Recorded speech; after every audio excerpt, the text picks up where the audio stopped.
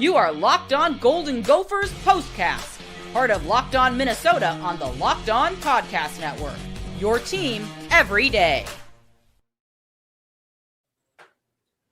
Jalen Smith with the walk-off winner in OT. Gophers take down the Lobos in the Rate Bowl 2017. That's your final. PJ Fleck now 7-0 in bowl games here in Minnesota. Thanks for stopping by. We got all your instant reaction right here on the Golden Gophers postcast. Luke Inman at Luke_Smithman. That's Ron Johnson. Gophers Hall of Famer. Follow him on X at 3Ron Johnson. Check him out every Tuesday as well on the Ron Johnson Show right here on the Locked On Sports Minnesota YouTube page and, of course, wherever you find your podcasts. Lots to get into, Ron. Biggest turning point from this one. I want to ask you about your player of the game, plus what we'll be talking about tomorrow as we start to think ahead to the 2026 season. But just off the top, as we always do, Gophers coming in 7th straight bowl game under PJ Fleck. He's a perfect 6-0, going into the Rate Bowl versus New Mexico. And kind of a quiet first half, I would say, for the most part. Going in the locker room, Gophers up 7-6, and then just felt like as the game wore on, yes, there was some ebbs and flows in that second half, some lulls, but as the game went on, it just felt like the intensity started to ramp up. Darius Taylor made it 14-6. Gophers had that nice 12-play, 8-minute drive.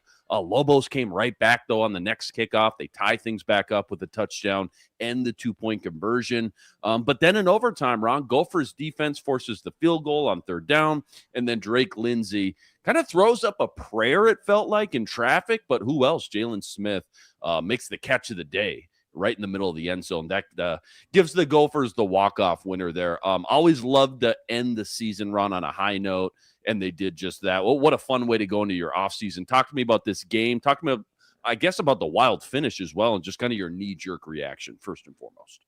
Yeah, well, I mean, the biggest thing is they got the win. So when you think about PJ Fleck and the way, recruiting happens and solidifying the transfer portal guys and keeping your guys in-house and signing contracts, this whole new football. There's a new world of football where guys are signing contracts to stay at the university they already committed to be at. So it's kind of a new era of football, but this is a great way to do it when you think about one walking off winner like that. So you get a lot of people watching this game on ESPN. ESPN, I think, has 3 straight games today. This Gophers was one of them. So a lot of people that were either heading home or at their local bar or, whatever they're doing right now, they were checking out this Gophers Lobos game.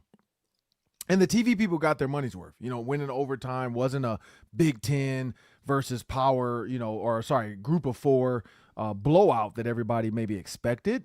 And I think that's the key. It ended up going in overtime. And I said it earlier when Jalen Smith ran a route that almost was an interception. He ran it kind of too inside. He should have challenged the drop corner. And he made me a believer of what I said, which I said this freshman has a ton of potential. This guy has a ton of potential. And what does he do? He follows it up with a corner route for a touchdown. Drake Lindsey just throws it up early, and he has to run under and get to it, and he kills his feet in order to keep his feet in. And then the post, the same thing. That could have easily been an interception, and he goes and makes a 50-50 ball, if you want to call it that. Or I don't even know what you call that because it wasn't even a jump ball between two guys. It was like, I know what the play is, which is post, and I'm going to throw it there. Not to get into the NFL, but if you look at Max Brosmer's throw to Justin Jefferson that was high last night on that bang gate, similar post concept, he was late. Max Brosmer threw it late, and he drilled it, and it went high, and it went, it was over Justin Jefferson's head. That's the throw that I talked about today on the Gophers pregame show, that if Max Brosmer throws the ball early like Drake Lindsey did, let the receiver just trust your receiver, and Justin Jefferson is going to beat the corner. It's a touchdown, and that's what Drake Lindsey did today. He trusted that Jalen Smith wasn't going to let him down. I know you got to post. You know you got to post. We know you got to post. Please win on this post because I'm going to put it there because I got pressure coming, and I got to get rid of this ball. And he did it, and it ended up being a walk-off winner. So that was huge. And not only that, but to dive over a guy, make the catch, solidify the catch, and survive the ground. I think that's always the key is catch, surviving the ground. And that's where a lot of people don't understand how hard that is to do. Yeah, no doubt. Well said there. Good breakdown. And again, probably a couple other bowl games going on today. Probably the catch of the day when you think about the circumstances and the walk-off winner in overtime. Let's get into the biggest meat and potatoes, Ron, with the biggest turning point from today. Time to reveal where the game was won or lost. It's the turning point. Yeah, honestly, again, kind of a slow-moving first half that we talked about. Second half and overtime got a little kooky. Again, Darius Taylor touchdown on that 12-play drive. Lobos kick return, 2-point conversion, ties it right back up at 14s. Then you had the fake punt by the Lobos. Great stop by Anthony Smith, who, I mean, we should talk about him at least in the second half. He had a great day as well. But that kind of seemed like it was going to loom large at the time, even though they couldn't capitalize offensively, Ron. They just kept dominating the field position game, though, at that point, kept pinning the Lobos back. But you tell me, though, Ron, biggest turning point from tonight, when was it and why? I don't think there was a turning point. You know, I'm not going to try to force one out there like it was a moment in this game that just turned it. It never did. It never turned. There was never a turning point. There was never a moment that you felt like, oh, this is the Gophers game. It was a back and forth game. The one thing I'll say, I mean, you can't even say this, but the walk-off winner was the turning point. The other one, though, I will say, one, the fake punt, PJ Fleck did call it out. So I think that's one more so to say, okay, we're going to get the ball back. But they didn't get any points from that, right? Like it was still like, hey, we figured out the fake punt. But we ended up having to punt the ball, you know? So I think that's the other key to this is like, there was never neither team, you know, Jason Eck did a great job, you know, in his first year in New Mexico. They went from the basement under talked about, nobody really considered New Mexico football to be legit. 3 wins last year, Ron? Yeah, to a 9-3 team. And the players talked about the culture and how he came in with this, you know, and honestly, if you listen to his pressers, he has like a Mike Leach type of like feel, you know, like he just says whatever, he talks about whatever. So in the game, I'd say the one turning point where I felt like, okay, like the Gophers they're going to have a chance was the corner route, right? Earlier, Drake Lindsey throws a ball to JALEN Smith, and I tweeted out the video, and I kind of broke it down on why that was the receiver's fault, not the quarterback's fault, because everybody was like, oh, why do you don't make that throw? That's almost an interception. You know, you threw it inside to the receiver, and the receiver ran the wrong route, in my opinion, based off what he was running, which was a comeback. You don't run a comeback inside the drop defender.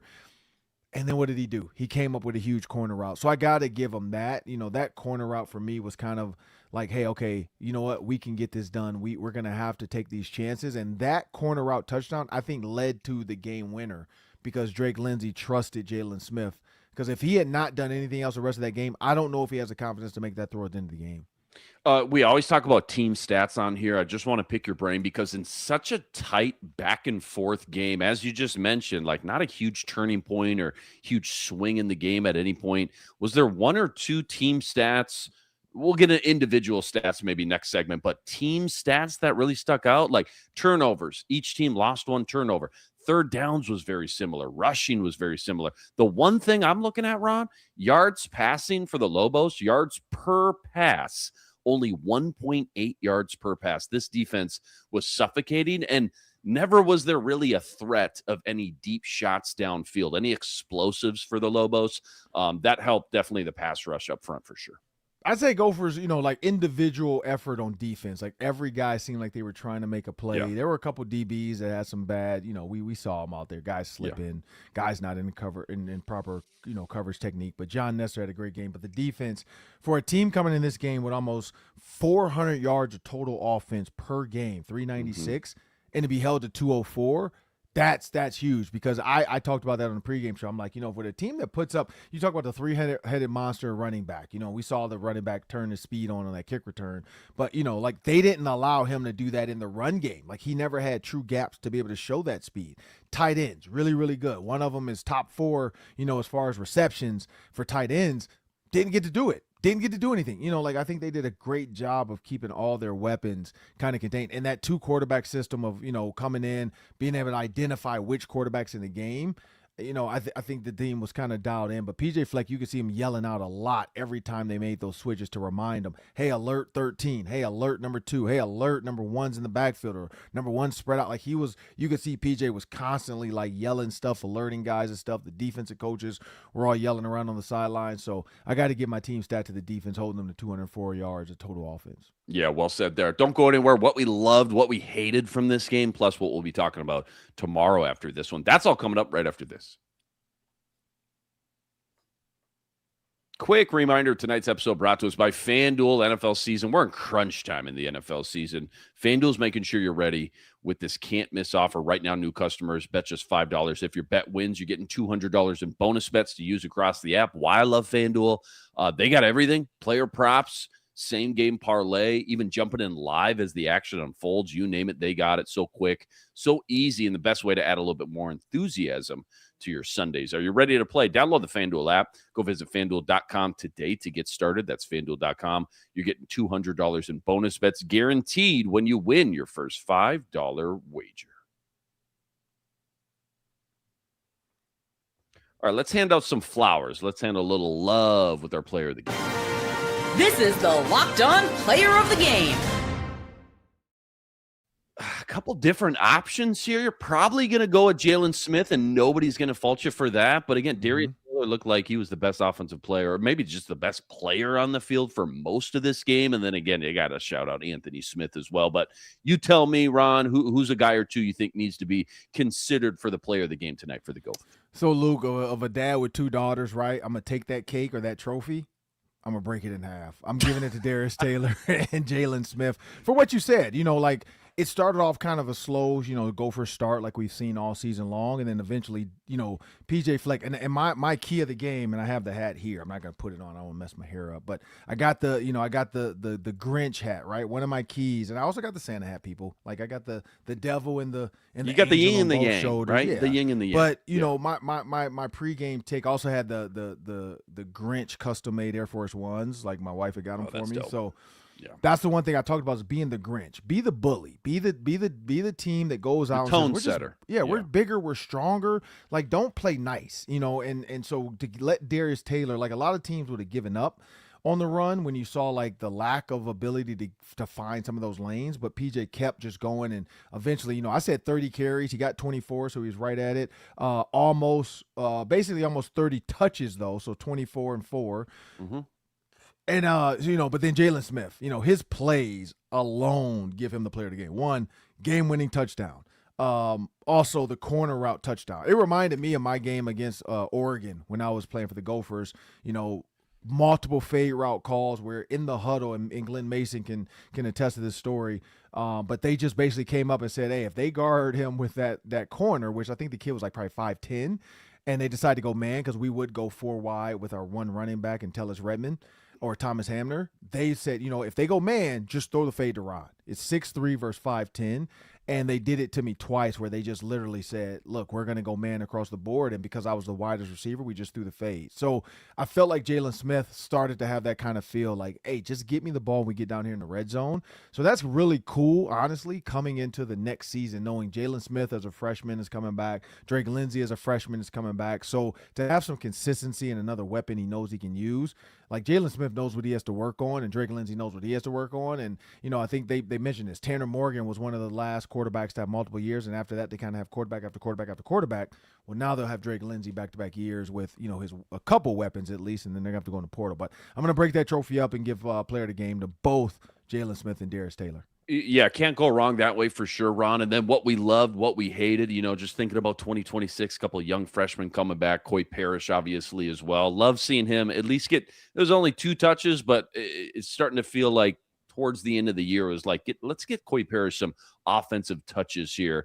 Earlier in the year, it was like they were overcomplicating things. Now, fast forward to the end of the year, now it felt like things were a little bit more comfortable. Love seeing him get some more offensive touches. Love watching John Nestor, man. Second team, all Big Ten defensive back there. Got the only interception of the day. And then what I hated was just the penalties, man. 9 penalties. Tough to win against a good team with 9 penalties, almost 70 penalty yards on the day. What'd you love? What'd you hate from today's game?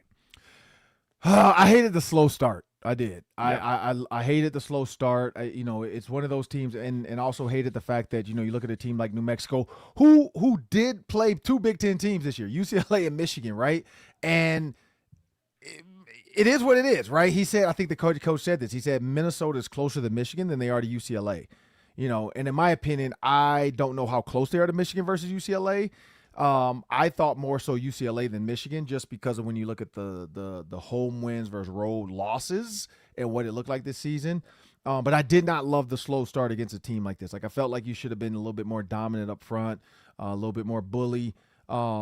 What I loved, again, I got to go to my guy Jalen Smith, man. Like I was hard on him early with that route where he kind of released inside and stuck his foot and got vertical versus attacking the defender. And it was almost a pick by the safety, because the safety read it the whole way. He's like, wait, okay, you're going to stare this guy down and you don't see me coming?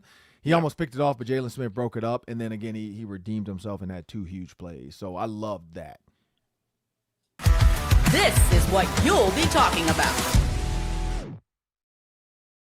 All right, Ron, what we'll be talking about tomorrow morning after this one, watching this one unfold the way it did. Obviously, love to end the season on a high note. Fun bowl win in overtime. PJ goes 7-0 now in the bowl games. What should the A topic, I guess, be tomorrow morning? Or what will you be thinking about? What will you be pondering from this one tomorrow morning as we kind of start to look ahead, I guess, to the offseason for 2026?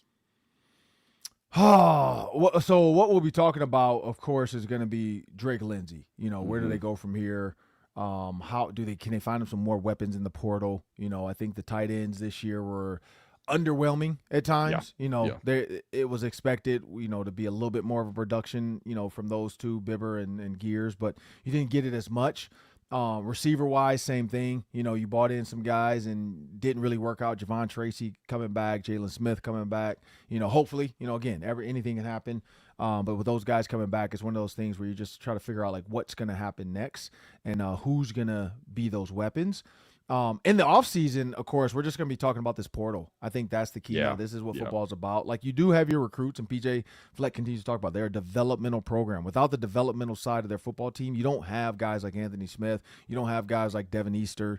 You don't have guys like Coy Parrish, you know, because, you know, these are high school recruits you're still going after. Darius Taylor.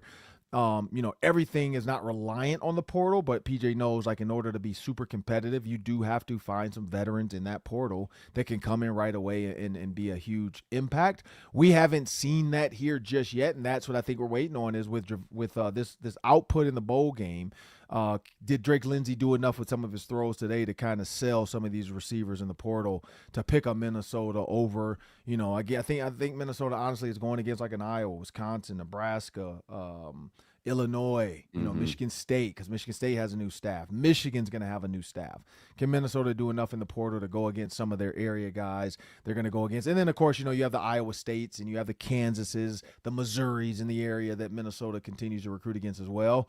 I think that's the key, because I'm never going to put them up against like an Alabama, Ohio State. Sure. It's just a different group, you know, like it's a different type of recruit group out there with that type of money. Oregon, different type of money group. But, you know, the other teams I named, I feel like are similar. Purdue, Northwestern, you know, similar to Minnesota with this portal. So that's what I think we're going to be watching a lot in this offseason is the next, you know, portal wave of who gets taken out the portal. What did they do? Are they going to be – because Javon Tracy is one that we saw huge flashes from, but we didn't see it every week, and I think that became a problem. Yeah, no doubt. When you talk about the portal, hasn't just changed the landscape of college football, it's changed the landscape of all college sports, as you know all too well. Last quick hitter here before I get you out of here. College football playoffs, man. 8 teams left. Give me one underdog, Alabama, Ole Miss, Miami, that's got the best shot to maybe make an upset, or give me something. What are you looking forward to? One storyline. Give me your prediction for the champion. Give me something. Yeah, I don't know. Like, I think I'm kind of watching from afar. Like, I don't really have any invested interest other than Dante Moore, former Detroit Martin Luther King, you know, high school grad, my high school, Big Ten guy. I want to see him do well.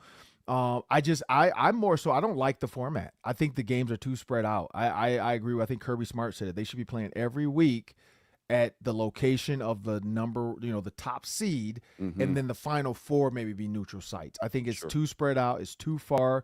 They're getting into NFL playoff, you know, range now of like getting in their way. Like just play it out throughout the weeks. Like if you need, I don't think tying it to a bowl person is really going to help make more money. Like you have the money from viewership. You could sell the CFP to any network and get billions from them, you know, hundreds of millions to get those games on their airways because everybody's going to watch. But you're losing fans, as like, for instance, Minnesota fans that are done. I don't think a lot of people are going to care to tune in unless they're just sitting at home. I'm not making it appointment TV for me. But for me, I do want to see a Big Ten team, whether it's Indiana, Oregon. I do want to see a Big Ten team come out of this. Yeah, Ohio State possibly as Ohio well. But you're State, right, yep. man. It goes deep, man. January 9th, 8th, and 9th, I should say, that weekend is the Final Four games. And then January 19th in Right, Miami Gardens, Florida is the Which you're is the talking about championship. NFL playoffs. Yeah, you're in at there, that man. point. The Yeah. wild card games Right. are there. So are people watching the wild card games, or they're watching this championship? They're watching Yeah. the wild card games. I mean, Yeah, they're gonna watch it, but I just feel like you could have had this still done like you used to at the end of January, or sorry, end of December, early January, if you just did it every weekend. Like, just give them 7 days off. They don't need 2 weeks off. 10 days, 19 days off, all this crap. Like, you don't need that in college. Yeah, Ron Johnson on the bowl committee. That's what I need in 20. That's what I need. Drake Lindsay to Jalen Smith in overtime. Gophers connect on the walk-off winner. They send the Lobos packing into 2026. Defense was dominant. Anthony Smith, great way to go out. Darius Taylor, best player on the field. PJ Fleck moves to 7-0 all-time in the bowl games under this Gopher regime. Huge shout-out to all you guys, all the everydayers out there that always make us your first listen. All you guys coming in the chat with us from game to game. Make sure you like and subscribe. Check out all of Ron's work as well. All his great work on X at @3Ron Johnson, plus all the great stuff he's always putting up over on the Ron Johnson Show each and every Tuesday. Thanks for joining us. Another fantastic season of Postcast. We'll catch you in 2026. Until then, Sky Umag, go Gophers. Signing out.